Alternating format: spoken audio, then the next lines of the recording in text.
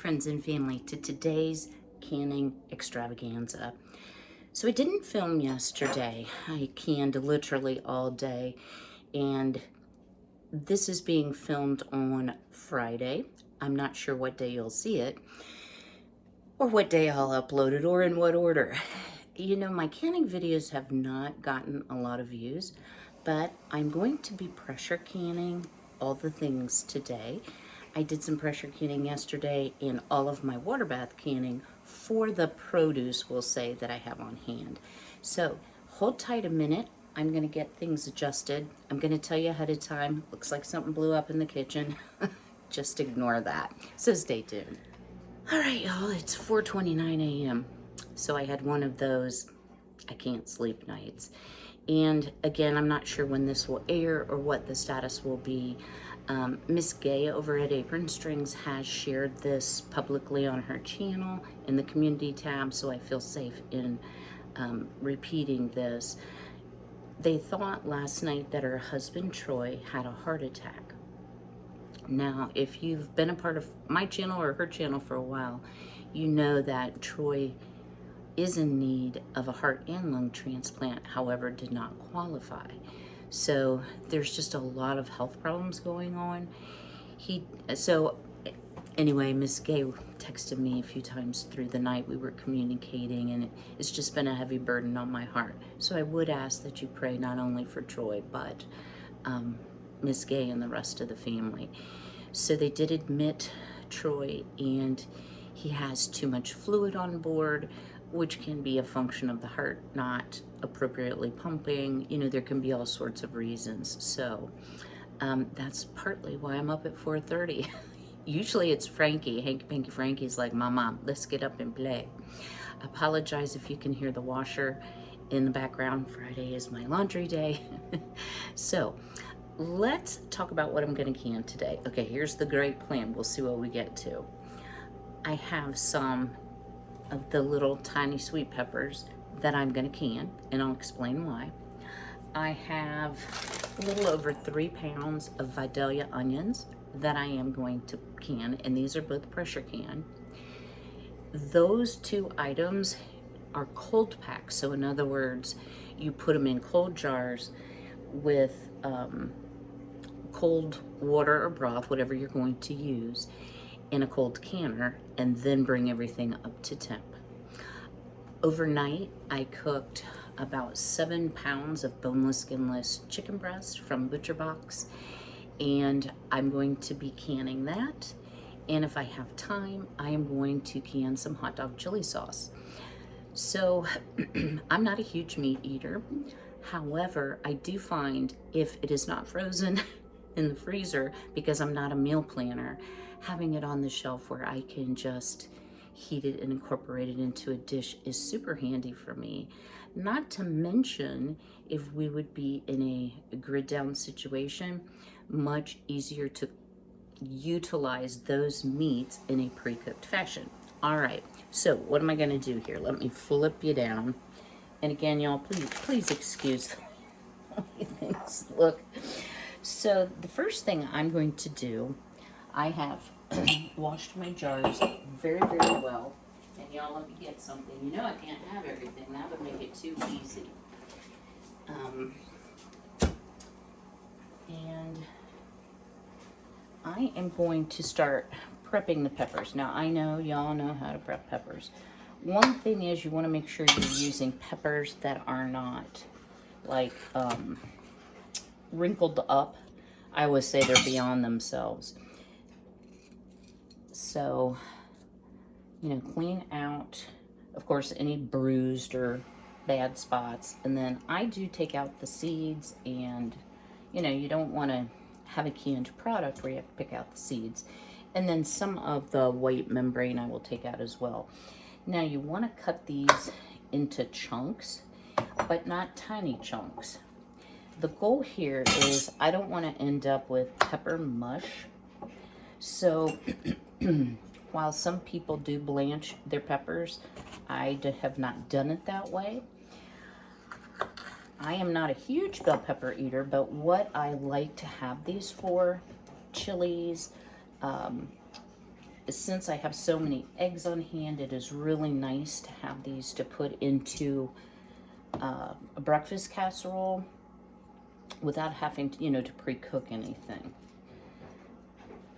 So I'm sure all know how to chop. What I'm aiming for here, whoops, obviously I'm not aiming for the jar. I see a little doodad on that. Is about a 1-inch headspace. I'm not packing it super tight. So let me go ahead and fill up the jars, and then I'm going to talk about what I'm going to add to it, where I got this idea from, and we'll get them filled with water and then start on the onions. Stay tuned. All right, so what I've ended up with here is 5 beautiful half pints of the tricolor sweet peppers. So I'm gonna move on to my onions.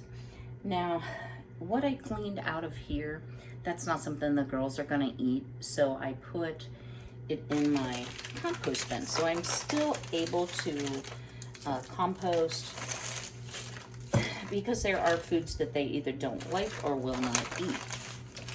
Now I want to move on to the Vidalia onions. So what I have here out of the freezer is my onion scrap bag. So pardon the washer, y'all. So if I am going to make an onion broth or make a chicken broth, I like to use, it's a little bit dirty, the onion skins, ends, etc. It really does add a lot of flavor. So one of the focuses I've been working on is trying to think of ways to use all of a fruit or vegetable. And once we get everything in the canner, I'm going to share with you what I canned yesterday. So none of this onion is going to go to waste. I'll be able to use it all for something. So let me kind of get these onions prepped up. I am going to can them in pints, in wide mouth pints. And I want to show you how to chunk it up so you don't just end up with onion moosh. And then we will talk about what we're going to add to both jars to kind of help the product to retain, not crispness, but not to just turn into something that falls apart. Stay tuned. All right, I have all of my onions peeled. I do rewash them after I peel them just in case there's any dirt from the peel. Oops, looks like I missed a little piece right there. Peel. And then what I'm going to do here is cut the onion in half. You adjust a little bit.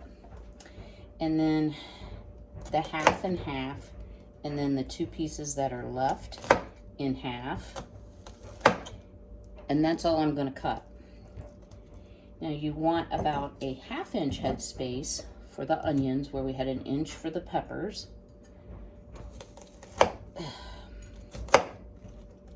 Oh, throw some on the floor. I'll have to wash that one. And I'm just going to continue to fill up the jars. So this was a little over 3 pounds of onions. We'll see how many pints I can get out of it. And then I'll bring you back and we will start filling jars and get ready to put them in the canner. Stay tuned. All right, I will leave a link in the description box below to Miss Lori over at Whippoorwill Holler. And I want to give her full credit. This is not my idea. I have not tried it before, but I'm pretty excited about trying the pickle crisp granules in these 2 items. A lot of times when I have pressure canned peppers and onions or peppers and onions together, they turn out a little bit mushy. So it's fine if you're putting it in a soup or a stew or a chili. But if you want it to have a little more body, I'm hoping this is going to help. So Miss Lori recommends, and this is what they look like, just little white balls. I purchased this at Walmart actually last year. That you use the right measuring. Y'all, these are, and I can leave these as well. These are Morganhahn stainless steel measuring spoons. They will last a lifetime. I love them. But I have 2 sets. One for my soap, one for food. This particular one has some off measurements, so I had the half a tablespoon instead of the teaspoon. So about a teaspoon of these pickle crisp granules in each one of the onions. And oh, by the way, I had just over 3 pounds of onions, and I got 6 pints. And really, it was about one big and or one larger and one smaller onion. I tried to do it that way, would fit in a jar. Now over here to our peppers, I am going to add, because these are half pints, I'm going to add, using the right teaspoon. I even have a 3/4 teaspoon. How about that? Half teaspoon to the peppers. So you may be wondering, is this like something I would want in my food? Y'all, it is just, let's see if I can find it's calcium carbonate. I don't have the ingredients. It was, well, how's that? Not really sure, but that's what it is. So it is not a harmful thing. It's something I'm willing to use. So now what we're going to do is straight up simple canning. We are going to add plain water to our onions and to our peppers. We're going to fill our jars here on our onions to a 1/2 inch headspace. I will also leave a link to this funnel. So 1/2 inch headspace, it's not to the top, it's between the two. And then the 1 inch headspace would be below this line. So I really don't need this to measure. Once I get all the jars filled, then I will use my debubbler. And y'all, for years I couldn't find that. I knew I had it, well, for a year maybe. And yeah, it was right where it should have been. So I just used a knife. You can totally use a knife. I've seen people use chopsticks or wooden skewers, whatever it takes to get down in there and release those bubbles. Once I have all the jars filled, I will wipe the rims with vinegar. I will put the lids and bands on, the bands just finger tight. And then we will meet again over at the pressure canner, and we'll talk about how to process these. Now, I am going to pardon me. Well, my goodness, process these together. The onions actually take 40 minutes. The peppers only take 30. However, I'm not going to run 2 canners full because I can double stack, and I probably will have to, number one. And number two, you have to start cold. And I have 2 more canning projects I want to do, and the canner will be hot, and I don't want to have to wait hours and hours and hours, but you could certainly process them separately. You cannot water bath can either of these items because they are low acid, low sugar, etc. So you must pressure can them. So I will bring you back over at the pressure canner when I have all of these prepped. Stay tuned. All right, so I have our 6 pints of onions in the canner. I don't have enough room for our 5 1/2 pints of peppers. So what I will do, and the water is room temp here, is add my metal separator. And I am going to spread these out a little bit so it doesn't turn or anything. And we are actually ready to pressure can. Now, the type of pressure canner that I have, and you'll excuse the watermarks on it, is a 22 quart Tefal. So this may be different from a pressure canner you've used or that you have. What I encourage you to do is keep your manual handy. I keep it in a cabinet right above the stove here, and I pull it out even though I'm an experienced canner, because I want to make sure that I follow all of the safety precautions. So I've already checked the steam valve. I've already checked my rim. So now what we'll do is we will cut on the heat, and we will wait. I have it on vent or steam. We will wait until we get 10 minutes of steam. I have to run out and do my chicken chores and water the plants because it's 5:30 and it's still pretty dark, but you can see well enough.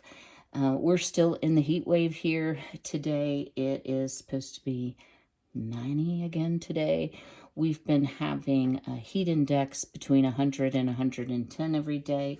So I like to get out early, get those plants watered, get the girls watered and fed so that I'm not having to work hard in the heat of the day, and also don't want to put water on my garden while it's in full sun.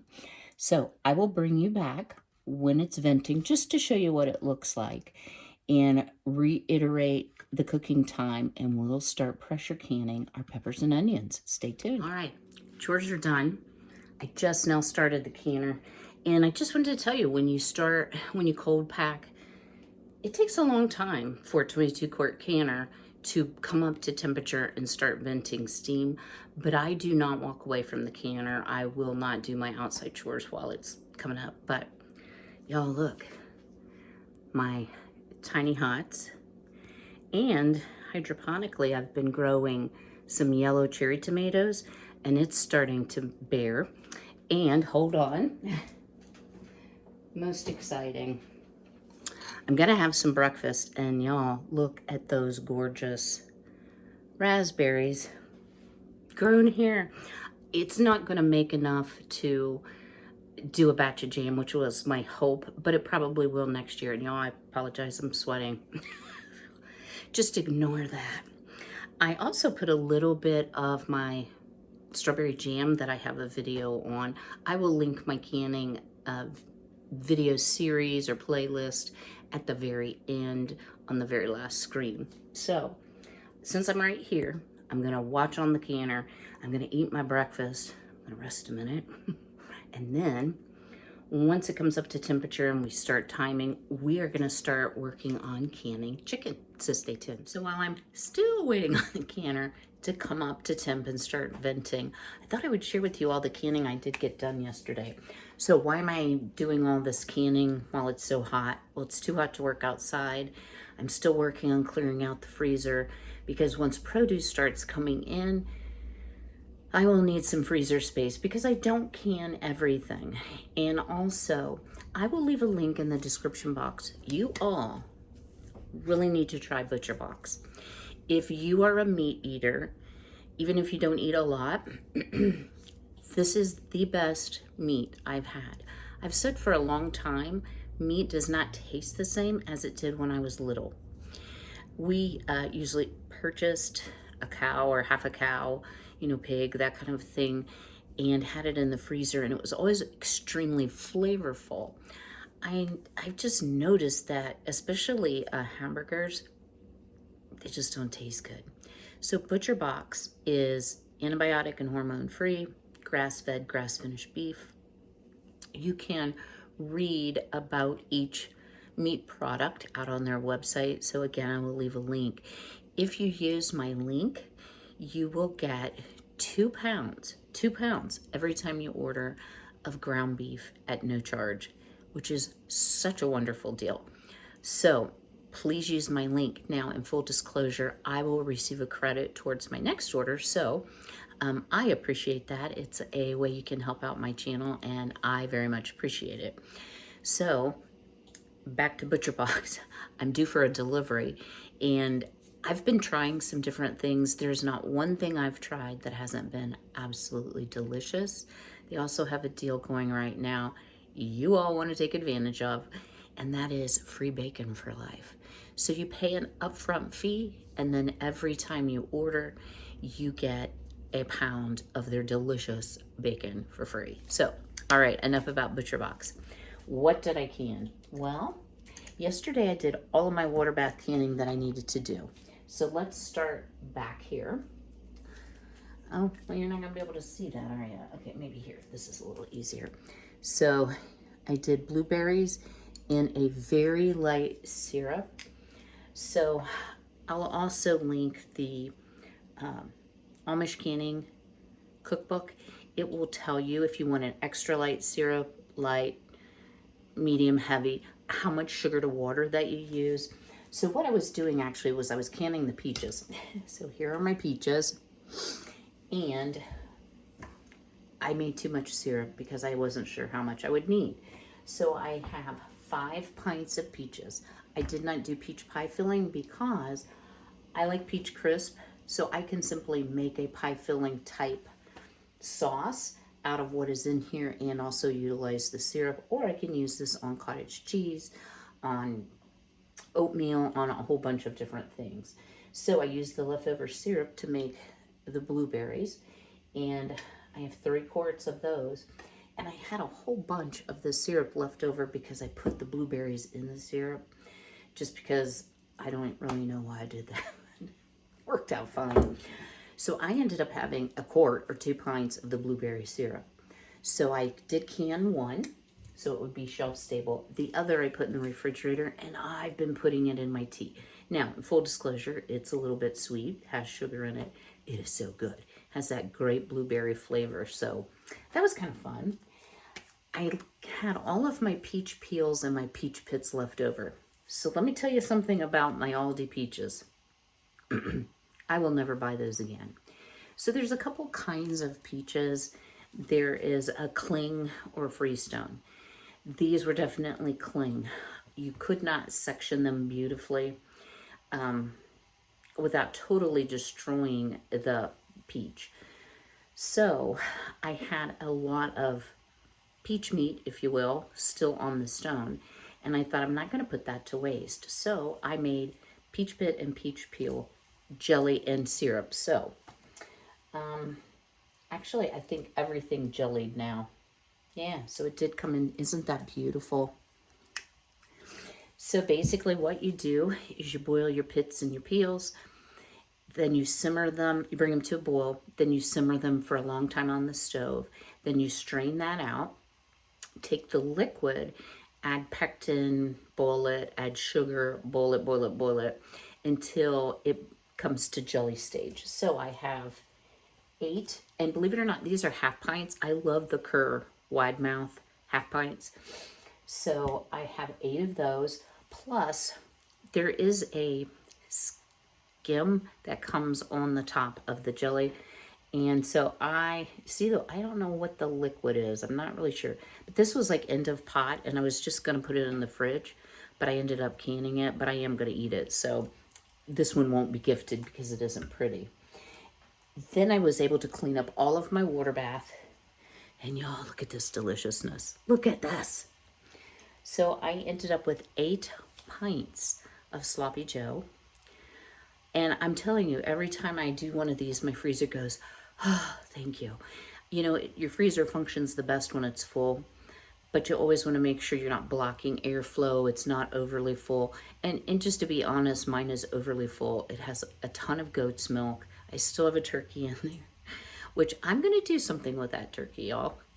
Might be a project. You know, with my mom being in a facility, my son works Thanksgiving. Bless his heart. My son works a lot of holidays. We don't do a traditional Thanksgiving anymore, so I don't need to save the turkey for Thanksgiving. My problem is I really don't like turkey, but I am thinking about cooking it and then canning it like we're going to do the chicken a little bit later today. So I am hearing my canner, I don't know if you all can, come up to steam here. So let's flip around. Don't get dizzy. Oh, my ring light didn't like that. So what we're waiting for right here, we're getting a little bit of steam, but honestly, honestly, it's not, even though it's steaming a little bit, you want a steady, heavy stream of steam. I'll bring you back to show you that. The way my canner works is once I've done that, I have 10, 15, and 20 pounds of pressure. The 1, 2, and 3 corresponds over here to the gauge. A little bit different. So vegetables, you can at 10 pounds of pressure. So I will click it over to the 1 once it's completely vented. Then I will start my timing, and I will process it for 40 minutes. So I'll bring you back just to show you the steam, and then we'll get on to letting it process. All right, I think you all can see if you look against the microwave here that we have reached a nice, level, steady stream of steam. I'm going to set the timer for 10 minutes, let it vent. Once that's finished, I will turn my dial to 1. That's how my canner works. Then I'll be watching the pressure gauge and adjusting the heat. And once it comes up into the 1 area You want it to stay in the green of the 1. Then I will begin timing for 40 minutes. I'm going to do all of this. I will bring you back, and for the sake of time, when this is finished and we're ready to start the chicken. Our 40 minutes has elapsed on our onions and peppers. I just removed the canner from the heat. I will let the pressure go down naturally, then vent the canner, open the lid, let it sit 10 minutes, remove the jars. So while that's going on, let's go ahead and get started on our next canning project. So I do not like raw packed chicken. It's a personal preference. I like it cooked. When you are using cooked chicken, you don't want to cook it to death, because if you do, then it's really mushy. You also don't want to dice it finely. So what I have here are some very beautiful chicken breasts. I have strained the broth that it cooked in the crock pot. And I am just going to, even though these jars are room temperature, I just washed them, I'm going to tear this into fairly large chunks. I probably have too many jars, but it was a new flat, so I just washed them all. So I'm putting it in pretty big chunks. And this is great when you want to make a soup and you don't want to thaw out chicken, or I'm trying to think what else. Chicken and noodles, good for that. A chicken pot pie. Whatever you happen to be working on, and I'm overfilling that. You want about a 1-inch headspace. So I'm going to continue just to hand shred this.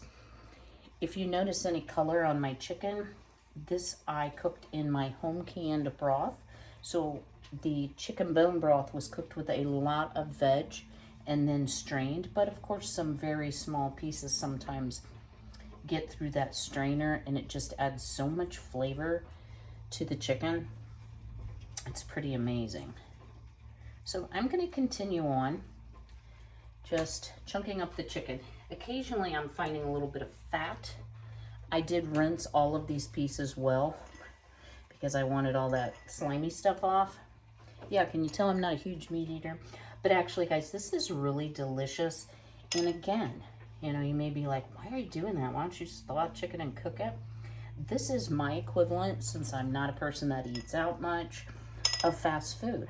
It really enables me to put a meal together quickly. You know, if someone is in need, has death in the family, ill, whatever, and I want to whip up something quickly, you know, having the pre-cooked chicken on the shelf that does taste delicious works out just fine. So I do have in reserve here a quart of my home canned chicken broth. I don't think I'm going to need it, but we shall see. And this chicken is so amazing. I mean, there's no fat, no remaining skin, no gristle, no, hate to even say this, tendons.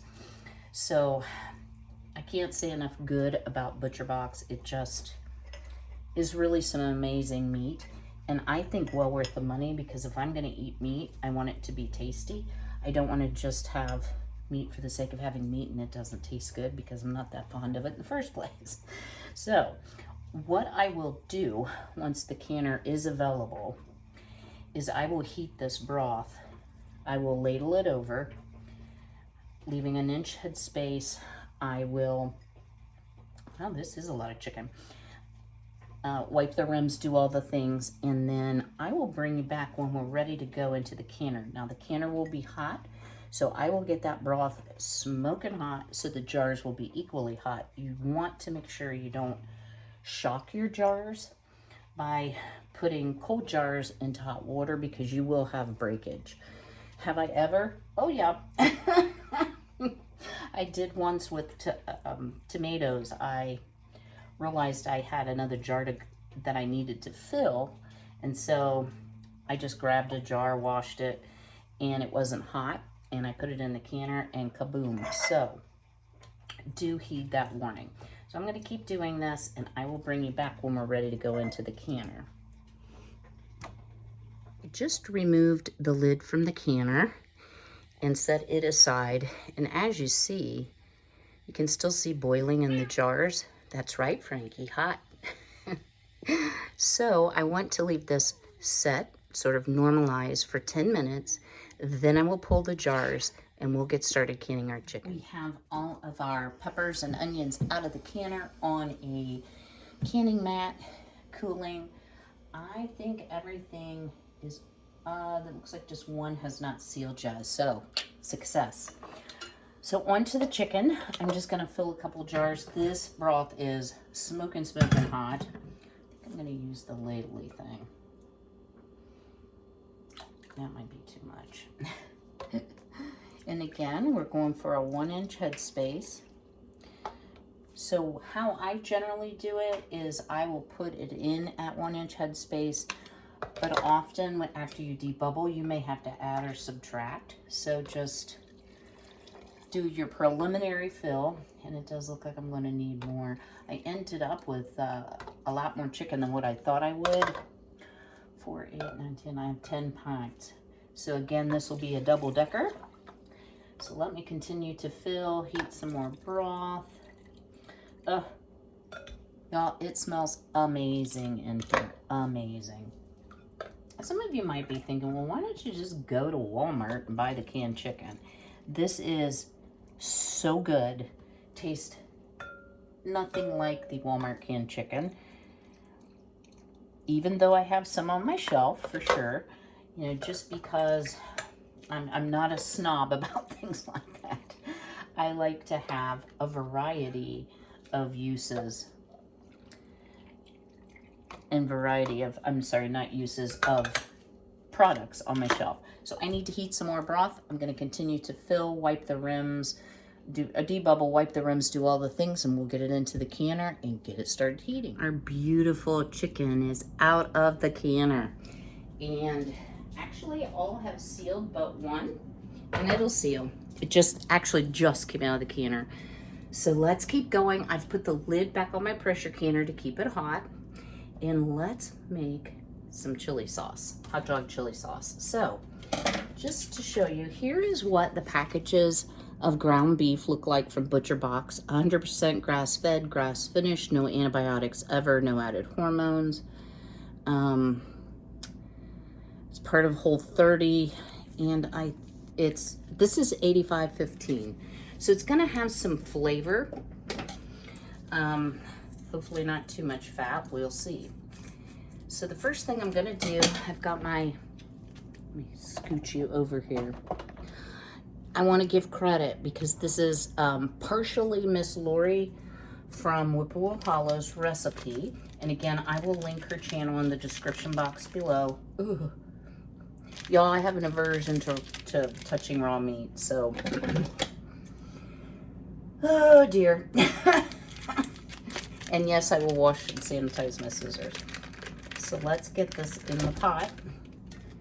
Cut on the heat here. Now someone is gonna say to me, you're not supposed to be canning on a glass top stove. That's not safe. Y'all, this is my second glass top stove. I've always canned on them since I've had them. Never had a problem. If I break my glass top, I'll get a new stove. I do not use my my big All-American. It is too heavy, and I know that, and I don't want to intentionally cause it harm. So I've put in both pounds of the ground beef. Now, you're going to think this is gross. Let me scoot you back just a little bit. Forgot my meat breaker. So when you think about canned hot dog chili sauce, you know how it's very finely textured meat? Well, that's what we're aiming for here. Now, this is going to look really unappetizing. I have here my last pint of onion broth. Come on, onions. So to 2 pounds of ground beef, we're going to add 2 cups or a pint of onion broth. So yeah, I didn't brown the meat. And then we're going to use the meat breaker, and we're going to get this really finely broken up.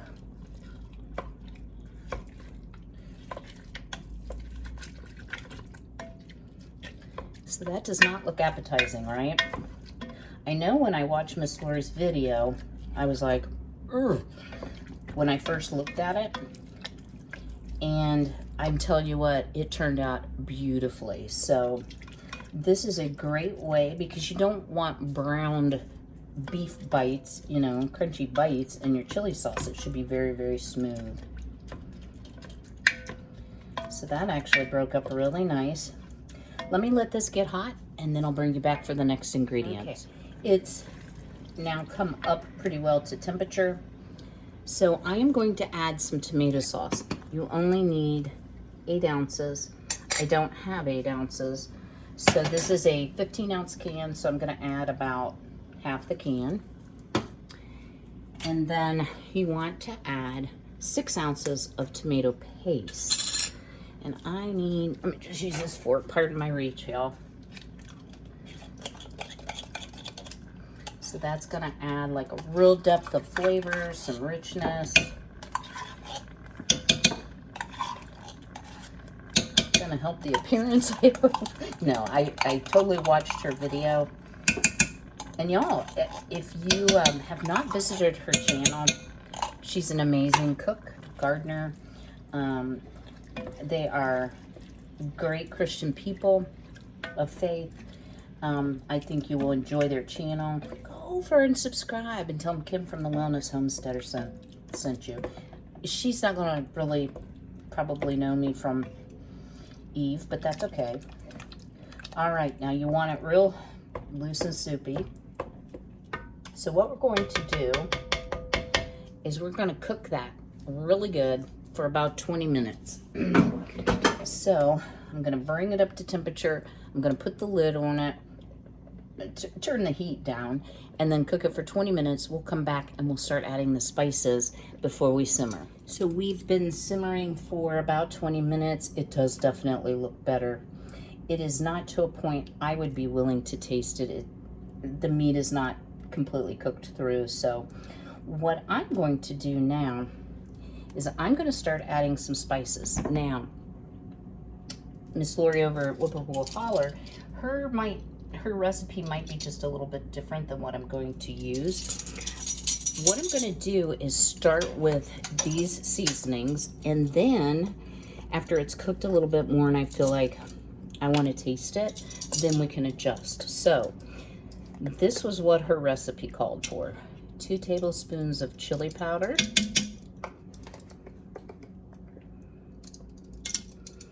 That's going to improve the looks, isn't it?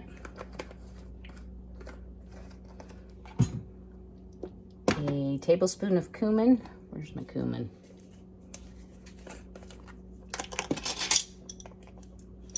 Well, that's kind of a design flaw. Barely fits in there.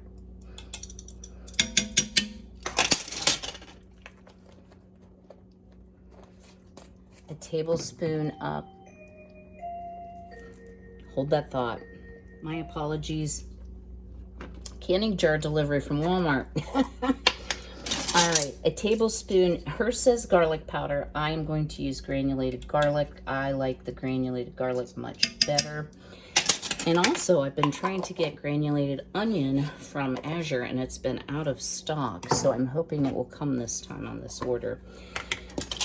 Then a tablespoon of onion powder, or you can add your onions to it. I don't want onion pieces in this. So I'm gonna use onion powder. I would use granulated onion if I had it. All right, let me duck down here. About a teaspoon of salt. I don't want this real salty, but that doesn't seem like much salt, but we shall see. And kind of stir in what we've got here since we're bubbling away. Oh yeah. That looks like chili sauce like you get from the store, only better. And yeah, I was very pleased with the meat. It was not high in fat, for sure. She adds a teaspoon of oregano and a tablespoon of brown sugar. I am going to add the brown sugar. I don't have it over here, but I'll get it. And so I'm going to spice it up just a little bit. My son got me this Arizona Dreaming spice from Pinsy's. It's spicy, and I'll read you what is in it. So I'm not going to put a ton. That was probably less than a teaspoon. So it has ground ancho chilies, onion, garlic, paprika, citric acid, lemon peel, chipotle pepper, red pepper, jalapeno, cocoa, and natural smoke flavoring. So again, I don't want this so hot. I did get some cayenne out too, but I don't want it so hot that it like blows you up. So I'm going to let this cook for about an hour. And I just have it, as you see here, on low. Kind of let those spices marry up. And if it starts to get too thick, I will check it periodically. Oh, I forgot an important ingredient, y'all. Wait for it. It just occurred to me. Didn't put the Worcestershire in it. So this will add a nice beefy flavor. So it's probably about a tablespoon. But you can add broth, like beef broth, if it starts to get too tight. What did I do with my stirring thing? Oh, over here. Can y'all tell I'm getting tired? All right. Wow, that actually really smells good. Really, really smells good. I did retain the can of tomato sauce. I might add more tomato sauce, but we'll see how it goes. We'll taste it after it's cooked a little bit. I'll let you know what adjustments I make. Once this is finished, then we will start canning it. If you're doing pints, it's 75 minutes because it is a meat product, pressure canned. If you're doing quarts, it would be 90 minutes. I can't eat a quart of chili sauce. I will probably do a combination of some 8-ounce, half pints, jelly jars, whatever you want to call them, and then the remainder in maybe a couple pints, because I don't think I have enough jelly jars. So I'll bring it back shortly. Y'all need to make this. So good. So the good thing about this is you can really make it your own. I'm not done fully with the cooking process. I realized I forgot to tell you that the recipe also called for a 1/4 cup of ketchup. So here's what I did.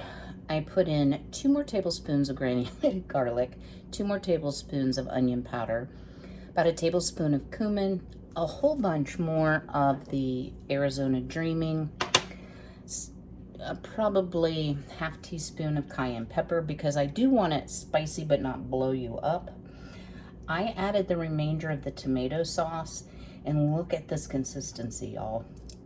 Delicious, delicious, and it tastes absolutely amazing. I also added about 2 tablespoons of smoked paprika, and I think it's just perfect. But let's let it cook a little bit longer while I get, pardon me, while I breathe in some cayenne pepper powder. I'll get my jars ready, and we'll get ready to jar this up in cans. Stay tuned. Okay, folks, you know the drill. This stuff is so delicious. So I'm going to do a combination of half pints and pints. Get a little bit organized here. And I'm going to leave about a 1/2 inch head space. Perfect.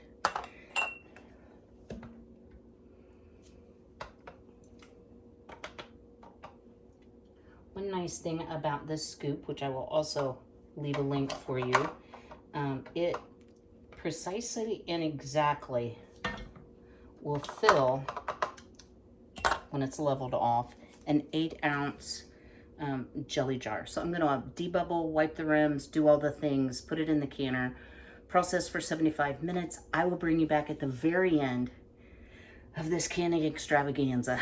Stay tuned. Y'all, I don't mind telling you, I'm tired. But look at all this canned goodness. So in back we have our fruit, our jam, our sloppy joe. In front here, last seal is all of our delicious chili sauce, our canned chicken, our onions, and our peppers. This is gonna put a lot of ready-made, if you will, food on my shelf. Now that I've put the work in, it costs me nothing to store it. It's one of the beauties of canning, and it really does make meal preparation easier. drop me a comment below. What's in your canner right now? I have a very exciting video coming up. I hope you all will stay tuned. Has nothing to do with canning. So until I see you again, I hope you are well, happy, and blessed. Take care, and I'll see you very soon.